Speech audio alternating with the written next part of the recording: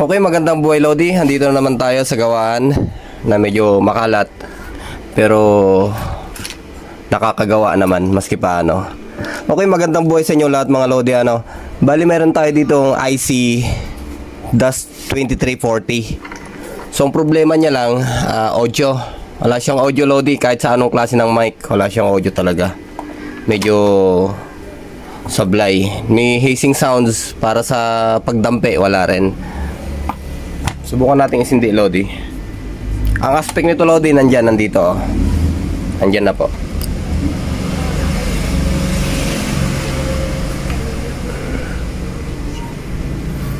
Ito yung power cord natin.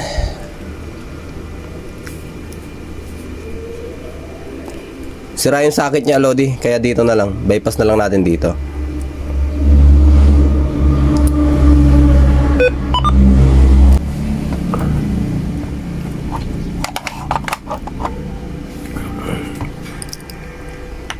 Sa audio niya, sa output, okay naman Lodi oh.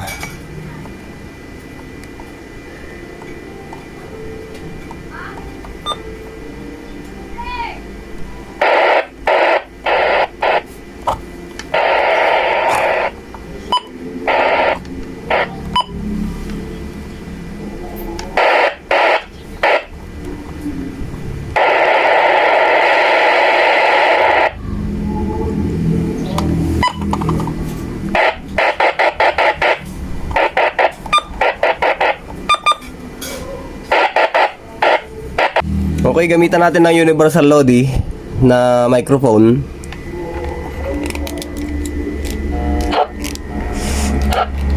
Wala siya Lodi. Ito pala yung feed line niya Lodi para sa microphone. Okay? Wala.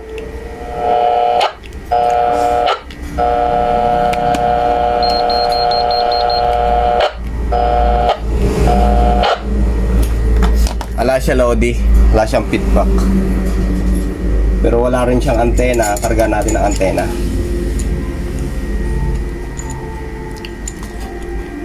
Hindi naman agad-agad masisira Lodi pagka napipiga natin na ganon, walang antena.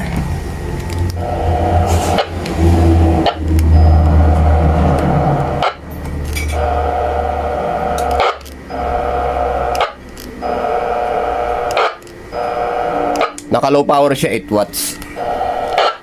Ito ay 45 watts sa VHF, 35 watts sa UHF, ganon. Wala siyang audio Lodi.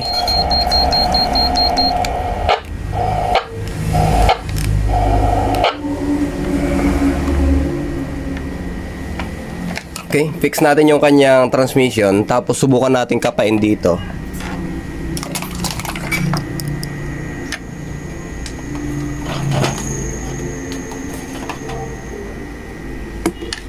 Gamitan natin ang mahiwagang ayan, jumper.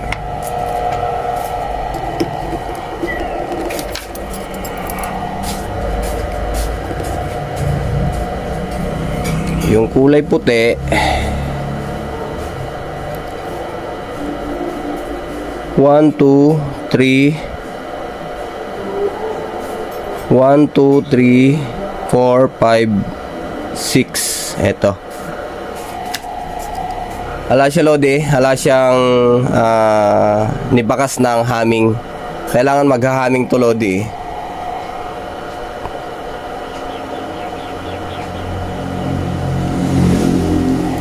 Gaya sana nito Lodi pakita ko. Tanggalin na natin to muna, speaker. Ito yung hinahanap sana natin Lodi, ganito. Yan.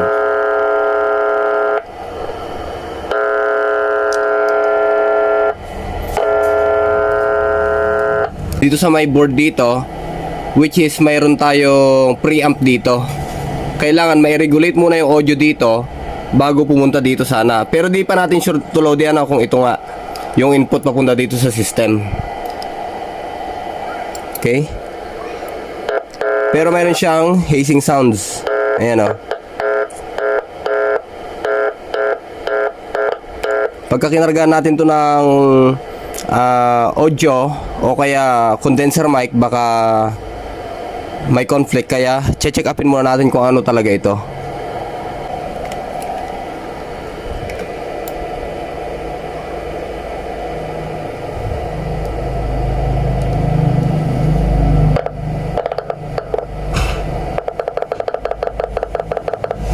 Pero meron siya, may audio o may sounds.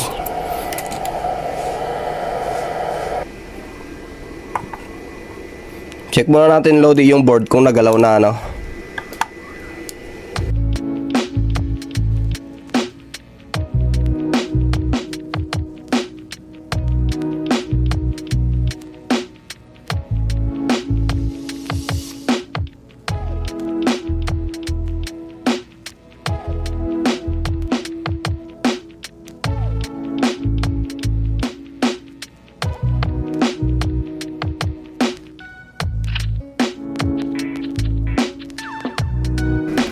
Ito minsan, Lodi, pagka naggagawa tayo, ito yung pinakamahirap sa ating lahat, eh.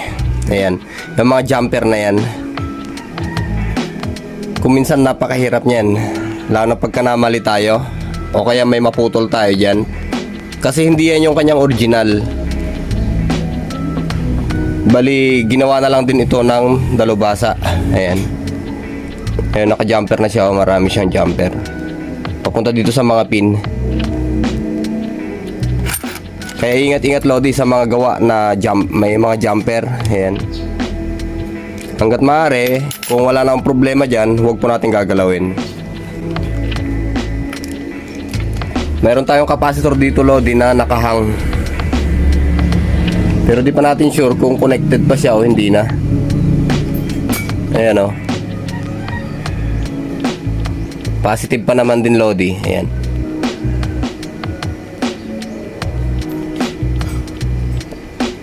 Nakahang na po siya.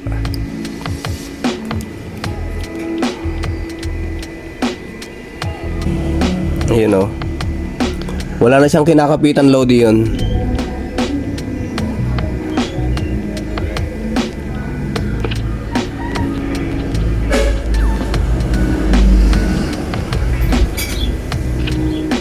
Okay. Subukan na lang natin i-restore mamaya kung saan siya nakalocate at idikit natin sa original niya. Red, black, white. 1, 2, 3, 4, 5, 6. Ito yung microphone input, kulay puti. 1, 2, 3. Ito siya. Try natin i-release to, Lodi. Check natin yung likod.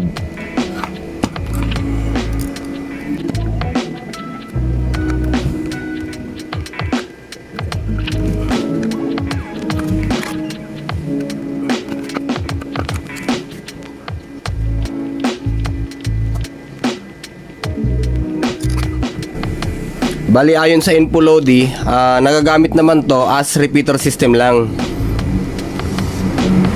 Ayun. Pero yung mic, siguro nga may problema na rin. Pag ginamitan natin ng hand mic, hindi na siya nakakapag-transmit ng audio. Siguro nga, Lodi, yun na yung isang naging problema niya, kaya naging repeater system na lang siya. Eto. Kasi may bahid na rin siya ng mga galaw, eh. Ayan, So, bali, anong number ba yun? 1, 2, 3. Hop, magalaw. 1, 2, 3. Ayan. Dito ba yan? Oh, dito nga.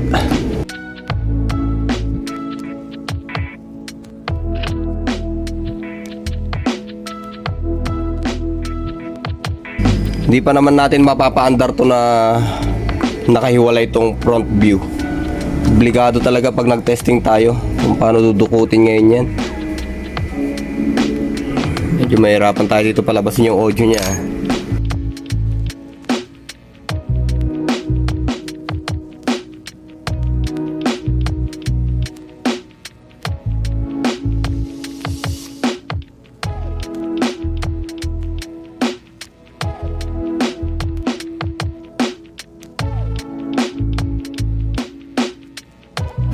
Okay, Lodi, check muna natin tong capacitor na to.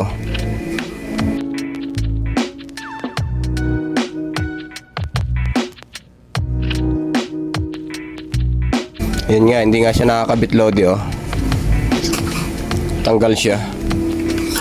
Yung pangatlong pin, andito yung mic, Lodi, 1, 2, 3. Andito yung pangatlong mic siya, pin.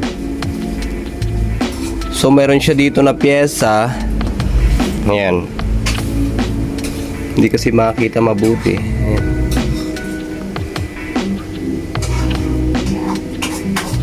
One, two, three, mic. Magalaw. Ito, may resistor na pumunta dito sa positive na tinanggal natin na capacitor. Pagka binaliktad natin, parang dito siya nakalocate. Parang nakahang lang. Pero subukan natin idikit to, Lodi, baka sakali magkaroon ng audio at hindi na tayo mamroblema. Kung sakali umubra ito, yung gagawin natin dito, kung sakali umubra, hindi na tayo gagawa ng ito, hindi pa natin pinpoint to kung talagang siya ito yung input ng audio para ilabas niya sa transmission natin. Subukan man nating ayusin to. Baka sakali supply lang sa capacitor ang nawala, kaya wala siyang audio. Okay?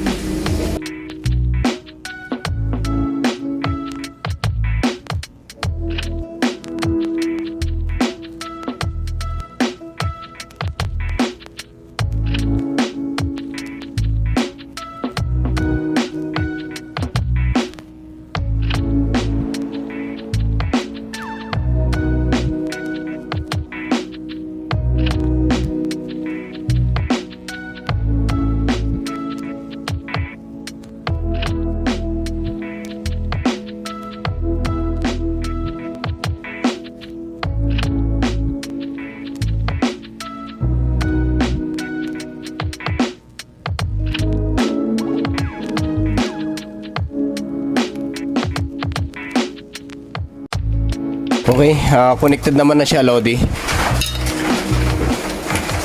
Yun muna yung gagawin natin, Lodi, kasi yun lang naman yung nakita natin muna. Subukan muna natin mag-try bago tayo gumalaw uli ng mga ibang pesa. Malay natin baka umubra yun. Okay?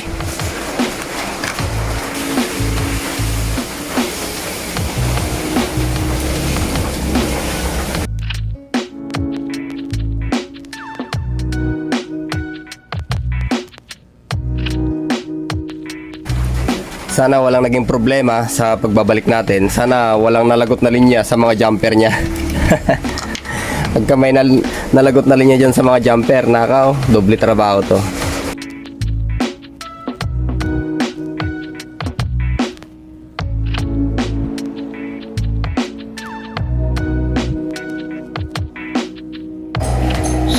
Sound. Ala pa rin talaga, Lodi. May problema talaga sa board.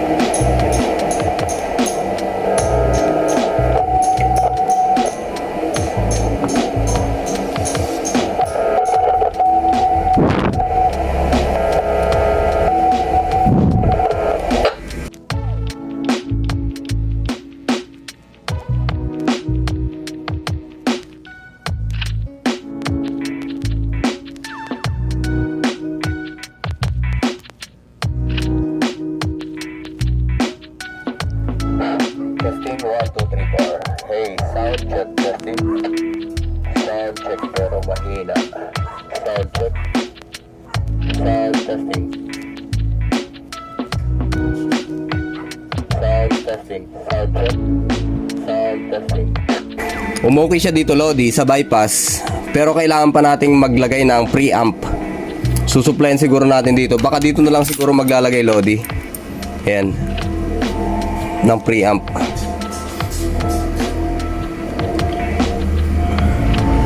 Para nakapilter din yung audio. Kasi pagka dito pa natin ginalaw sa may board, dito pa tayo nagkalikot, baka lalong madurog, Lodi, baka lalong mawalan ng sounds to. Yun yung iniiwasan natin kasi napainitan na rin siya, nagalaw na rin yung mga kanyang pyesa, nasader-sader na rin, kaya wag na tayo dyan, dito na lang tayo mag-focus.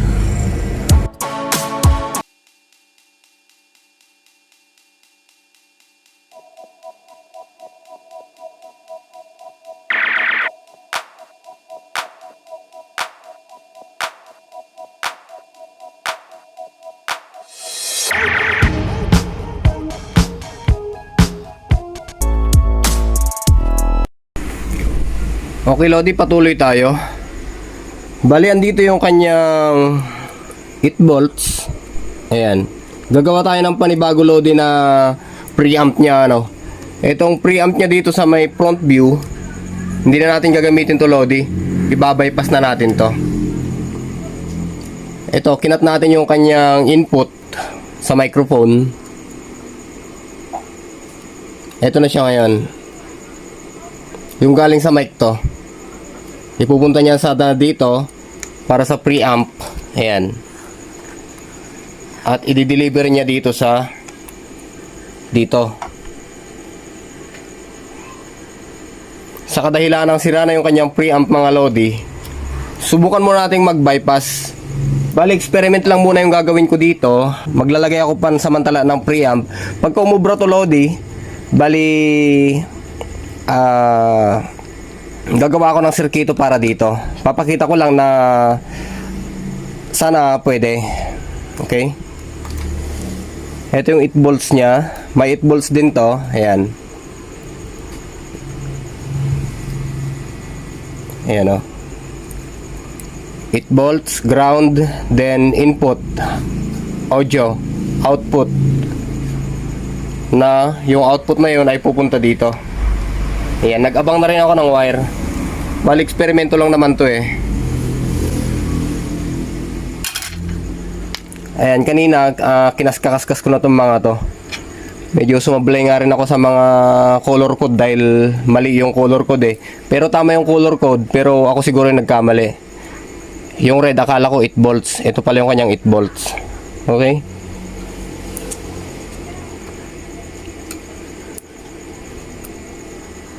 Naggawa rin ako ng ground, o maggagawa tayo ng ground. Okay, subukan natin. Dito na lang din siguro tayo maglalagay ng ground muna.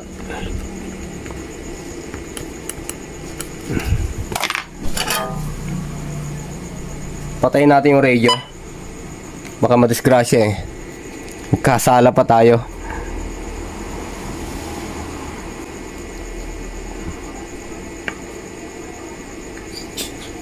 Okay.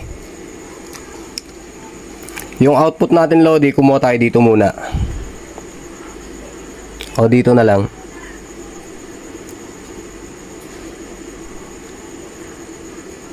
Okay, yan yung output. Yung ground ay dito na sa may tornilyo.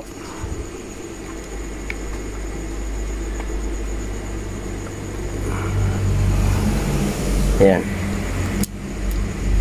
Tapos yung 8 volts natin, Lodi, kumuha din tayo ng diode, Lodi, ano? Dito yan.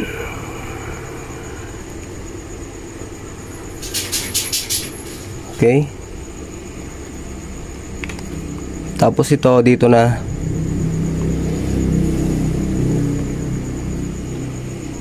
Yan. Tapos yung input sa audio dito na.